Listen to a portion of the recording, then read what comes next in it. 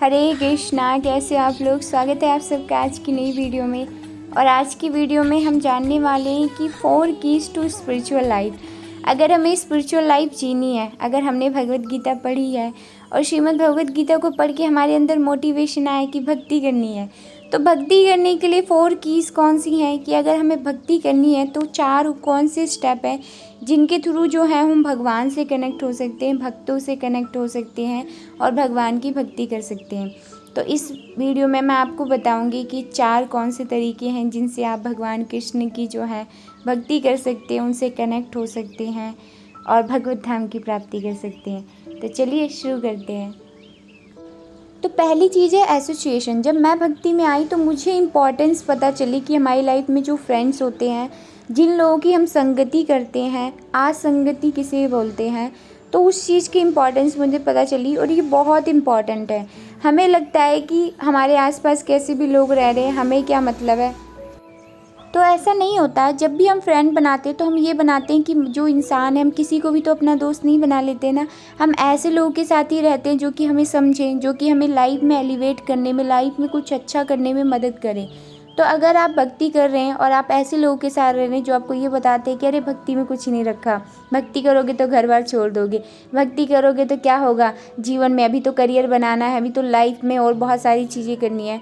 तो जब आप जो है ऐसे लोगों के साथ बार बार रहेंगे, लोग अगर बार बार आपको ऐसी चीज़ें ही बताएंगे जैसे कि मेरे साथ भी हुआ था, तो क्या होता है हम डीमोटिवेट हो जाते। स्टार्टिंग में ही हमने सोच तो लिया हमें भक्ति करनी है, हमें भगवत गीता से भी पता चला और हमने खुद से भी फील किया कि नहीं, भक्ति बहुत इम्पोर्टेंट है।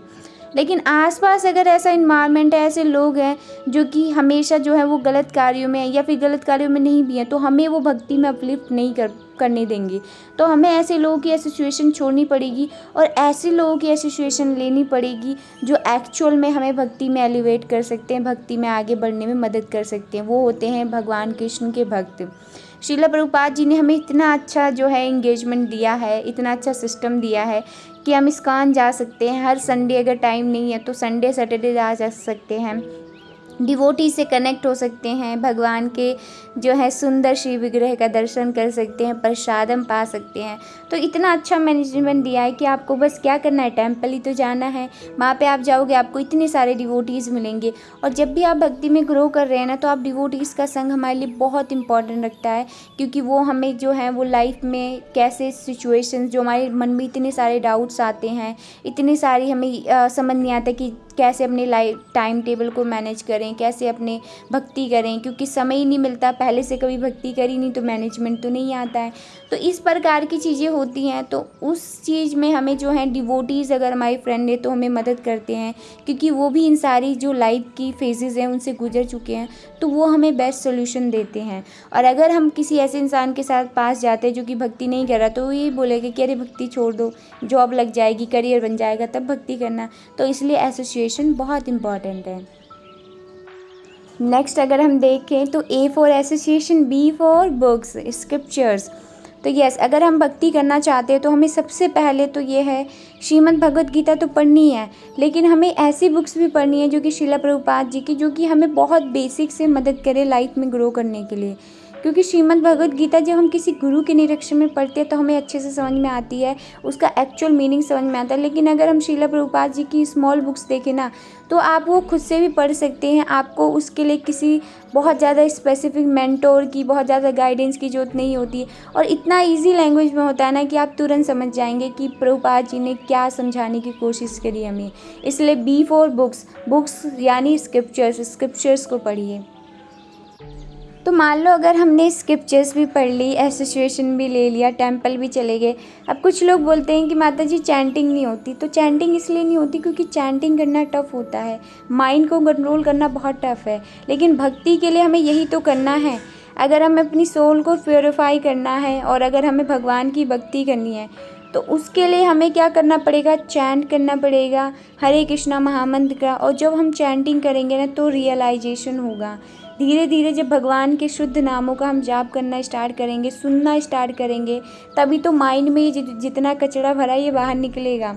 और अगर मान लीजिए कि किसी ने जो है कि वो टेम्पल भी जा रहे हैं और वो जो है भक्तों का संग भी ले रहे हैं, वो सुन रहे हैं, सिर्फ सुनने से भगवान के बारे में नहीं होगा ना। भगवान के नाम जो है ना, उनको नेक्टर बोला जाता है, अमृत। तो आप जब भगवान के नामों का जाप करेंगे ना, तो भगवान की रियलाइजेशन, उनकी प्रेजेंस आपको हमेशा फील होगी और उसी से हमारा प्योरिफिकेशन भी होता है। तो अगर भोग की हम बात करें, डाइट की, तो बहुत इम्पॉर्टेंट है। क्यों? क्योंकि अगर हम देखें तो बहुत सारे भक्तों की कहानी है कि वो जो थे भगवान के शिव प्रसाद को खाते थे, उन्होंने ना तो चैंटिंग कर रहे थे ना कुछ और कर रहे थे। उन्होंने सिर्फ स्टार्टिंग में जब भक्ति में आए तो उन्होंने सिर्फ भगवान के भोग को खाया, और भगवान के प्रसाद को खाते खाते, जो भगवान को हम भोग लगाते थे, उस प्रसाद को खाते खाते उनके मन में जो है वो भगवान को लेके कॉन्शियसनेस आई और वो भक्ति करने लगे। तो इसी प्रकार से भगवान के भोग को पाना, भगवान को जो भी खाना बना रहे हैं उसको भगवान को अगर हम भोग लगाते हैं, भगवान को ऑफर करते हैं, तो जो खाना है पूरी तरह से प्योरीफाई हो जाता है। और भगवान को भोग लगाया हुआ प्रसाद अगर हम खाते तो हमारी भक्ति में भी बहुत अपलिफ्टमेंट होती है, और बहुत सारी जो हमें भक्ति करने के लिए भी रोज़ जो मोटिवेशन है, हमारा स्वास्थ्य भी अच्छा रहता है। और जो अगर हम देखें कि अगर हम बाहर का खाना नहीं खा रहे, फास्ट फूड नहीं खा रहे, तो हमारी हेल्थ बहुत अच्छी रहती है, उसके साथ साथ हमारा मन भी बहुत अच्छा रहता है। तो इसलिए जो लोग जो होते हैं नॉन वेजिटेरियन होते हैं या फिर फास्ट फूड से बहुत ज़्यादा अटैच होते हैं, उनके लिए बहुत डिफ़िकल्ट होता है, पर ये इतना डिफ़िकल्ट नहीं होगा। आप ग्रेजुअली धीरे धीरे करके इस चीज़ को प्रैक्टिस कर सकते हैं और बाकी कृष्णा से प्रे कर सकते हैं। तो आशा करती हूँ कि आप लोगों को 4 स्टेप समझ में आए होंगे, और अगर आप भक्ति कर रहे हैं तो आप लोगों को भी मोटिवेट करिए कि वो भी भक्ति को करें। क्यों? क्योंकि भक्ति ऐसा गिफ्ट है ना, अगर हम किसी को देंगे लाइफ में, तो वो जो इंसान है ना, उसकी लाइफ पूरी तरह से ब्लिसफुल हो जाएगी। तो इसलिए अगर आप भक्ति कर रहे हैं, नहीं भी कर रहे हैं, तो स्वयं भी कीजिए और लोगों को भी मोटिवेट कीजिए। और इन 4 ईजी स्टेप्स को, बहुत ईजी हैं ये, इनको फॉलो कीजिए, अपनी लाइफ को ब्लिसफुल, पीसफुल और पूरी तरह से हैप्पीली बनाइए। तो इसी के साथ मिलती हूँ नेक्स्ट वीडियो में। हरे कृष्णा, जय श्री राधे श्याम। हरे कृष्ण हरे